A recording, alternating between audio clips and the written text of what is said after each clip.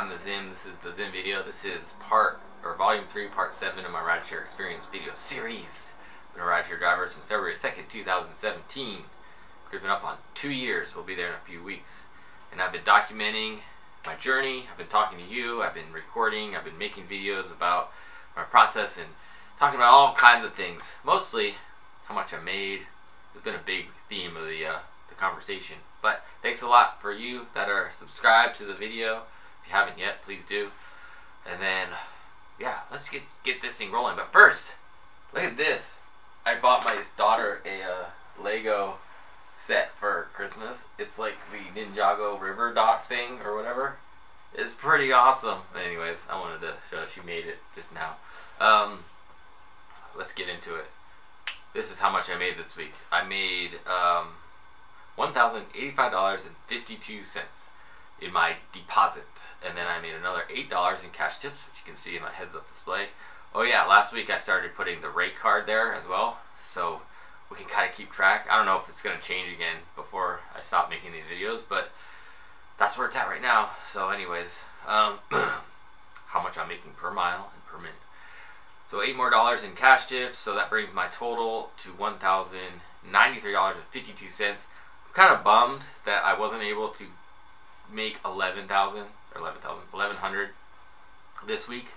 It's really close. I mean, a combination of factors. My ride challenge incentive, as I like to say, was only 177. So that was one thing. Like if they gave me like the two, like one of the other tiers that they've been giving me, like one, I think I've gotten offered 200, 199, 189, and 177, and maybe 188 or something.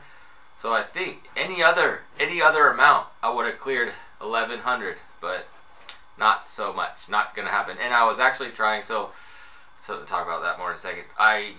Tips this week though were baller, man. Thank you San Diego for coming through with the tips. At least like you know, I like to make $1 per ride, and I made 150 bucks, almost $151 in tips this week. $150.98. So that was pretty amazing. So what I was about to say with not making $1,100 this week was I was trying to, as you can see, my ride total is 10,999 rides, and I wanted to just hit 11,000 rides.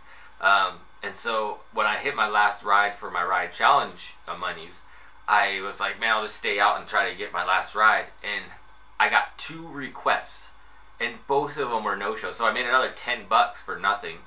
And I was like, man, I'm tired. I'm just going to go. So I just went home, and so next week I'll get my 1,100 rides, or 11,000 rides. I'm mixing up all these numbers. But, so that's what happened. Let me just put up the daily breakdown. That's what I did each day. Again, a lot of times when I post on Instagram, I feel like people see that last day is 300, blah, and it's usually my least amount of rides. I only did 20 rides on Friday, but I made like 300, but that's just because that's when I hit my ride challenge bonus and get that 177 or whatever amount they're giving me the week. I don't know what I'm getting this week. The email's been going to my like spam folder, so I have to go dig through it and find it. So that's what's going on there. So if you have any questions, I think that's it. Well, let's do a few more numbers. 123 rides because I hit my ride challenge bonus, like I just said. 46 app hours, and then so that came to about $23.77 per app hour, which is okay. I like it. Mentally, I'm like in this zone of like, if I can get 23 or more dollars per app hour, I feel okay about it. Lower than $23 per app hour, I start to go like last week, it was like, not so good. But that's where we're at. Alright, if you have any questions about how much I made, how I did it, and all that good stuff, let me know. Alright, so now it's time for shoutouts and mail time. Shoutouts and mail time. So I got 2 shoutouts, straight shoutouts. Entropy Regan and Trudeline, maybe? I don't know. Both of them commented on the videos. I've never seen them comment before. So thanks a lot for commenting on the video. So my shoutouts are basically just people that are new to the channel commenting. And even if they're not the best, you know, even if they're trying to tell me they don't like it, it's still a comment, and that's fine with me, because on YouTube, Your view is your vote, and if you're commenting, you're like voting twice. So thanks a lot. That's how it works, and it just helps the channel. And then, so here we go. So there was a lot of interactions from you this week, and I picked out 4 questions from various places on the internet to answer for you. So let's get to it. The first 2 come from the same person. They come from Pico, P-I-C-O, on the YouTubes here, on the comments on the YouTubes. And I think this is also basically a shout out. I think this is the first time he's commented.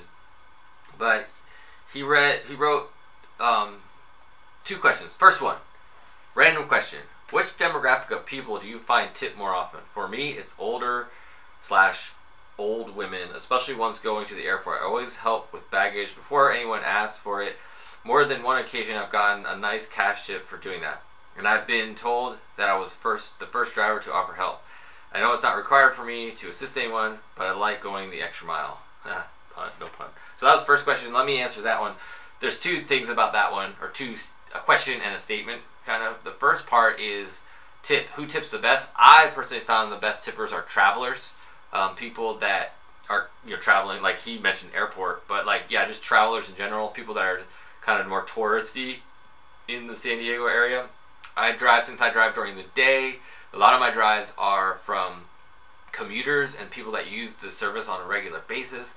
And I feel like a lot of people that use the service on a regular basis are not trying to make it more expensive for themselves. They're just trying to like kind of hold their breath and take a ride and not acknowledge the fact that we don't really make a lot at this job. It's kind of a service industry job, and tipping is what makes it really happen. So that's that thing. And as for the helping with baggage, just as a general statement, I as well always help with baggage. I get out of the car, I pop the trunk, get out of the car, and I actually get kind of annoyed when a passenger tries to put it in themselves. So the first thing I do when I get out of the car is I go, I'll get that. I'd say I'll get it. And mainly because I have a way of putting bags in the trunk well, 2 reasons. I have a way of putting bags in the trunk that I found fit really well. Like I put them up, like most people want to lay their bags flat, and I found if I stand it on the edge and shove it back, I can get more in than if I lay them flat. So that's one thing. And then also I have other stuff in my trunk. I have the extra waters I have, and then just like some car cleaning supplies and different things like that. So oftentimes it shifts around. So I like to get that out of the way before the person tries to put their stuff in. Because I feel it kind of looks bad if they're trying to put stuff in and they can't fit their stuff. So if I just take care of it, it's like, just leave it, I'll grab it, do it. And then some drivers I've heard mention that they like to do it because they don't want the passengers scratching their car with the baggage, like dragging it over the, part of the car or something like that. So that's one thing. So that's that question. And then his second question I thought was pretty good. So we'll read that one. One more question. I've been asked by multiple passengers if I do personal rides, being that you can't request specific drivers through the app. Have you done this before? If so, what would you say is a fair rate? What rate would be for driving someone personally without the app? And so for me, I never ever take a ride outside of the app. There are a lot of drivers that will take a ride outside of the app, but for me, I just rather play it safe, honestly, because we're not licensed to be cab drivers. We're not licensed to take cash. If something happens where, if we get in a wreck, somebody hits us, we hit somebody, if God forbid something happens to the passenger, like they get hurt, it's like, if it happens while you're on the app, Lyft insurance is what covers all that stuff. If it happens with just personal, you're on the hook, and then you have no guarantee that the person's not going to try to sue you or something like that, something worse down the line. So I just rather stay away from that whole idea. There's a lot of drivers, like I said, a lot of drivers will take rides under the table or whatever personally because they've developed a relationship with somebody. But for me, also because I am a full-time driver with Lyft, I like to make sure all my rides count toward that ride challenge number. Because it's like, I don't want to take if I'm working, if I'm out there, just kind of like makes it harder for me to get my ride challenge numbers if I'm not taking a ride that counts toward it. So I would like to say like they'd have to pay me a ridiculous amount to make it happen, but I'd still like not feel good about it. I'd just rather stay away from it. So that's my take on the whole part of taking rides outside of the app. At Trail Mix on Instagram, so at RideshareZim is a way to contact me. So what he posted was pretty simple question. Let's see here. It says, how much do you net after gas, repairs, etc.? Okay, we've obviously talked about this a bunch of times on the channel, but the reason I'm bringing it up again is because he put in the repairs part of it.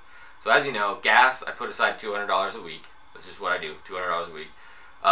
Etc. I'm going to say etc. is taxes, right? And as you know, I haven't put aside any money for taxes because last year I was putting aside money, and it turns out because I'm head of household, because I have enough write-out, whatever it was, whatever reasons, I didn't do my own taxes, I hired a CPA, whatever reasons, I got money back for taxes. I made money off my taxes. So from here on out, I'm just rolling with that. And I'll let you know, we're coming up on tax season again, so as I said before, I'm either shooting myself in the foot or I can just roll with this idea that because of my situation, I don't really have to worry about taxes. Lyft doesn't make me so much money, enough money, that it throws me into a tax bracket that I pay more than I get back. But because of right now, I'm in a tax bracket that the government gives me money because they think I'm poor, basically. So that's what's going on there with taxes. But the repairs, nobody's asked specifically about repairs. So as you know, I bought my own car, so I'm kind of like, you know, anything major would be under warranty. Like if my engine blew up, it'd be like, well, I don't have to pay for it, it's under warranty. But I still have to pay for like oil changes and some routine maintenance stuff. And it's been about, since I bought my car in what was it, June last year, 2018. I bought my car in June, and I've paid about $730 it was. I don't know, I'm just kind of giving you ballpark figures. I paid about $730 on car-ish stuff that I just needed to pay out of pocket. Oil changes and whatever, routine maintenance stuff. And so I divided it by per week, and it came to about $30 per week. So that's the addition to this question for you. It's like, how much am I paying for car maintenance and repairs? As of now, for the first 6 months of owning my own car, it's been $30 per week. It's going to go up because eventually I'm going to have tires to replace, brakes to replace, and even my next like routine maintenance is one of the major ones. I don't know how much it's going to cost me. It's at 31,000 miles, and I don't know, man. I don't know. We'll see. We'll see what they mean by major routine maintenance. So we'll figure that out when that time comes. I'll let you know. How about I let you know when it happens? I'll do that for you. All right, next question comes from J777 here on the good old on the good old, what is it called, YouTube channel. It's probably on the screen already. Do you mind sharing a ballpark figure of your annual salary? So we're talking monies today, a lot about monies, because that's what we want to know. That's why I titled these videos The Money. I don't know, maybe I should be titling something different, but that's easy. So how much do I ballpark figure on my annual salary? So I don't really know what that means, again, with the taxes and stuff. What is my salary? Maybe you can explain what my salary is. But I will tell you what I've deposited, like all these deposits that I showed you at the beginning of this video. I just ran a report on my QuickBooks, which I use. I track everything. I ran a report. Lyft, my Lyft deposits. What have I been deposited by Lyft since this whole entire year? And it came to $46,911.05. That's what it came to last year. So that was my deposits. Of course, that's all before expenses, you know. That's before I pay for gas. That's before the tax thing I just mentioned. It's before any of anything else. It's before all the expenses. So is that my salary? Is that what's considered my salary for driving Lyft? I don't know. So anyways, but that's how much I made. You know, and then it decides, like, is that enough for you or me or anybody to live off of, you know? I think that's probably enough for somebody to live off of. It's just barely enough for me to live off of. But anyways, that's what's going on there. So that's my mail time, shout out mail time today. Thanks, and of course, if you want to submit a question or have a question or whatever, these are the ways to do it. Instagram at RideshareZim, _Zim at hotmail.com, or right here. Comments to these videos. I'll answer them in the moment, but also use them for content for this show if I feel like it's a good thing to talk about. So So let's get on to it. So the next one. So this is kind of like we're getting into my rideshare experience part of the show. And what I did this week was I posted so last week I told you about I'll put up another screenshot of it, how to make $1,000 in San Diego driving for Lyft. I posted that video on YouTube, and I also made it a promoted post on Facebook. I promoted it. So because of making a promoted post, it got a few eyes on it that probably wouldn't have seen it otherwise. And most of them, the vast majority of the people that were willing to comment on it were like the skeptics, the people that are like thinking I'm trying to trick them or something. I don't know what it was. The ones that are very vehement about that Lyft and Uber are bad, they suck, and all that kind of stuff. And so I won't go through all the ones it wasn't a ton of posts, but it was, the majority. But I had one person post on it that was like, oh, thanks a lot for this information. And that's really all I'm trying to do, is give you some information that if you want to be successful, you can put it in the pot and go for it. Because the thing I found, it's like, I tried to make sure that, I was very transparent about $1,000 before expenses. It's like, this is what your deposit will be. This is $1,000 you can make. Your deposit can be. Then you can go, is that enough for me? Does that feel good to me? Does that, the amount I pay for gas, the amount I pay for taxes, the amount I pay for whatever else I need to pay for, is that enough for me to get by and feel good about it? That's a personal question you need to ask yourself. And obviously I got one already today. A lot of people ask me what, expenses are like, and it varies a lot. It's like, what kind of car do you drive? Are you in a hybrid? Are you in an all electric? Are you in a gas? Are you in a truck? What are you in? It's gonna change the gas amount so much. It's gonna change that figure so much. So you can say like, well, is it worth it or not? And then of course also the car you drive. Well, I can't really speak to,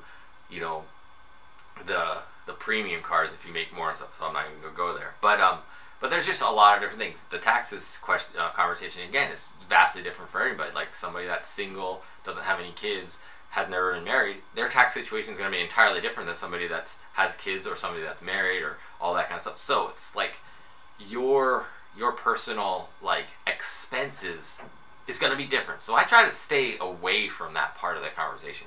I don't talk about that. I say this is what you can make. This is what your deposit can be if you do these strategies that I'm talking about. So that's where that is. But there's one guy in particular, I'll put it up on the screen right now. He just totally was. I just wanted to break down what he said, just because, again, it plays into what I'm talking about. So that's so BS. I don't know exactly what he's talking about. That you can't make $1,000 per week? I don't know. I stopped driving for the app because there's no money in it to make. I used to drive 80 hours a week and never got near $1,000. The most I ever did combined both apps was $675 a week. For that kind of money, I can make it playing me. Why deceive people with this kind of lies? There's no money driving for these platforms. Those times are gone. So I just wanted to break this down because it's like, why? First, there's a couple things. The first one, let's just go down the list. 80 hours per week. You're driving 80 hours per week and you never made $1,000.